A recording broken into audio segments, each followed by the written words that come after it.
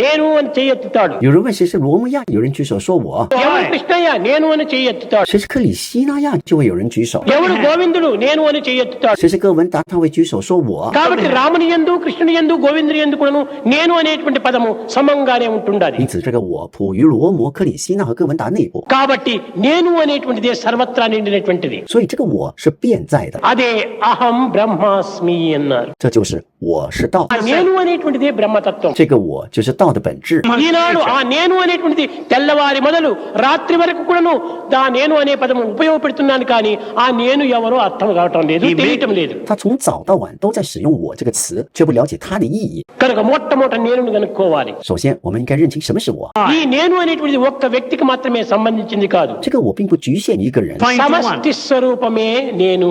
这个我是集体形式， వ్యష్టి స్వరూపమే జగత్తు. 这个集体形式就是宇宙， ఈ జగత్తు కూడా నేనులోనే లీనమై ఉంటున్నది. 这个宇宙也包含在我之中。